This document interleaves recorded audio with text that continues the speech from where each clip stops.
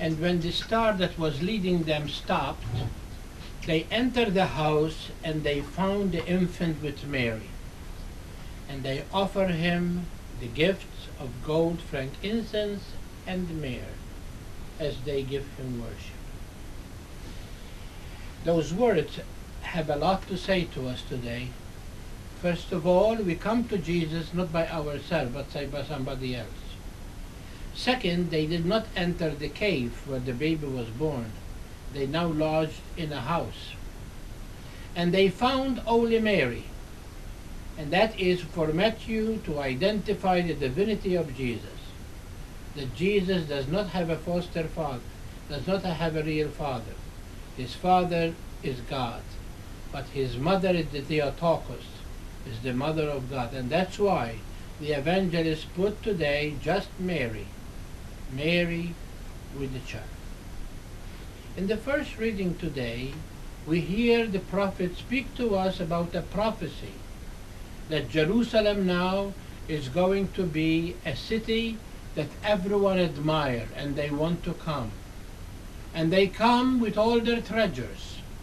And as they bring their treasures, they bring also her children. All of them will be returning to there. There is not going to be any disperses. There is not going to be any more children away. They are all coming from all over the towns, and they are coming to Jerusalem. And that responsorial psalm was written by King David, and was written for his son. That now this king's son, he was seeing already that his son is going to be the attraction of many of the queens and kings of that time, even from Sheba, even from all kinds distance. They are coming, and they are coming with treasures to pour at his feet, because his son is going to be the wiser, the most intelligent king, that everyone wants to come to him for counsel. And that's why that responsorial psalm was written, because in view of the coming of Christ, of the Messiah, he was seeing in his son a prefigure of that wisdom itself, who is going to come to the world. We know that Jesus, par excellence, is the wisdom of God. Me and the Father will go, and we will send you the Holy Spirit to remind you and to teach you what I have taught you. I go again to that gospel today, and we find Herod very disturbed at the birth of the King of the Jews. Who is the King of the Jews? But my son, who is going to inherit the kingdom. He is going to reign after me, and I will kill anyone who comes in the way of my son. Herod is very jealous. Herod is the typical human nature. That sometimes we ourselves, unless we are famous and unless we are the center of attraction, we are not happy. We want people to give us all kinds of praises. We want to be the one and no one else. But then I go in the second reading today, and we find St. Paul remind us that now, by the coming of Christ in the world, by choosing St. Paul to be his administrator of the mystery of God become flesh, the mystery of salvation, St. Paul now said there is no any more division between Jew or Gentile. All of us are one, because we are all children of God. We are not aliens anymore, and we are not divided between the chosen people and the Gentiles. All of us who believe in the Lord Jesus, we are now heirs of the kingdom. As I told you, as the opening prayer told us today, the Magi arrived at the house where Jesus was because of a star. And the star for us means not just a star that we put on the crib, but it's a star of a person in our life that really help us to come to Jesus.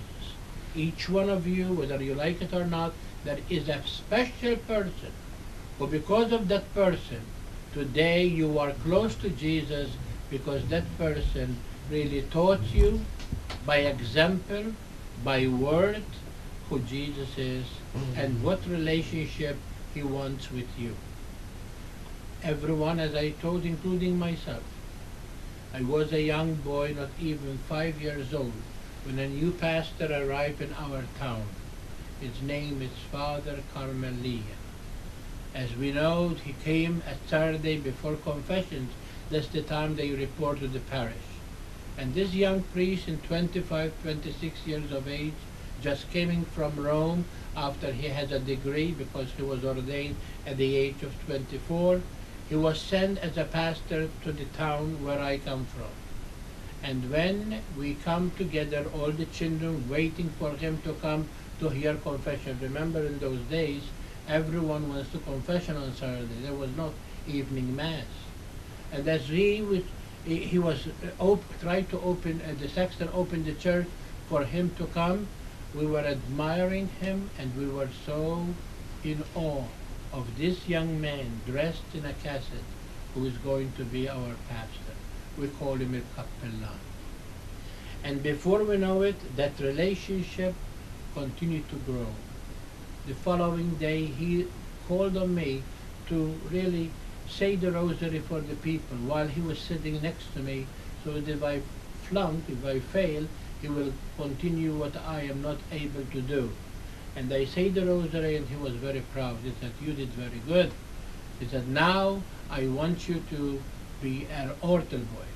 And I was a little leery about altar boys, because when I see altar boys on the altar, I'm not impressed, because they are not devout. They are playing, they are looking at each other, talking.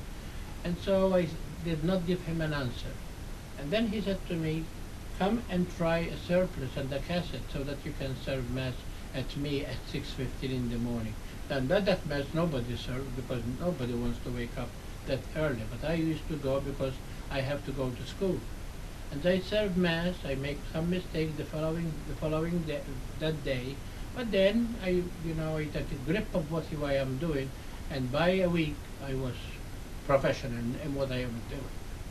And he was very impressed. And he used to tell me, "Come to meet my mother and my brothers." I was just 7 years of age. I went to grammar school, and I am about to go to high school. I become 10.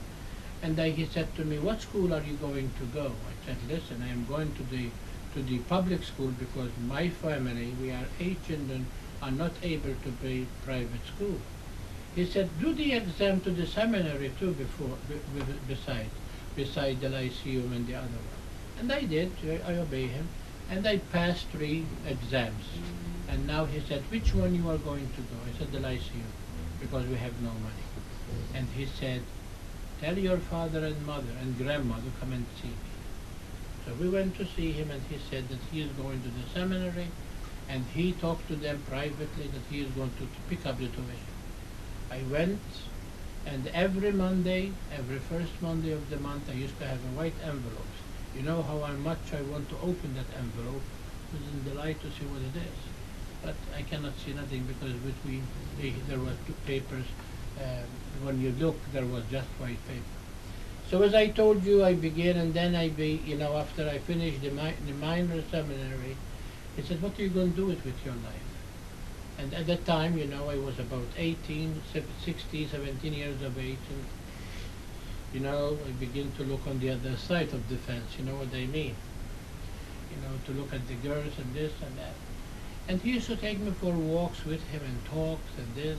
We used to go to the shore. There was about 17 of us, but 3 remained very close to him. And we know that before I know it, I entered the seminary. Not because they want me in the seminary, because they say we have too many priests. And of course, the pastor met the Bishop of Gozo at the time, Monsignor Kauki, and he talked to him about foreign bishops are asking for priests. Little I know that Bishop Guilfoyle, the one I wrote to him, was going to be the bishop not only to ordain me, but to bring me here in this diocese. And that was 36 years ago, plus 1 year of the diaconate, 38 years ago, 37 years ago. And so today I can claim that he is my star. when I see him, the way he celebrates Mass, the way he comes to church with great devotion, say that prayer at the railing of the church, of the altar, the way he devotes saying the rosary, the devotion he has for Mary and the Eucharist, the love he has for the sick, the love he has for teaching the catechism. He built 2 centers, because of course the Don George is the founder of the museum, but he has, together with his brothers, because they were members of the society, they built 2, one for the girls and one for the boys. Remember, they are not co-ed till today. They are not co-ed.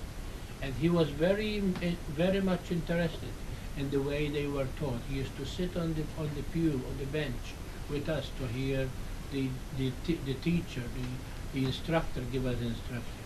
He used to also have a small place that he bought for the youth. It was like an old farm, and he used to go there till 8:30, always falling asleep. And they used to say, "Go home." They were close. No, he said, "I don't want nothing to happen under my watch."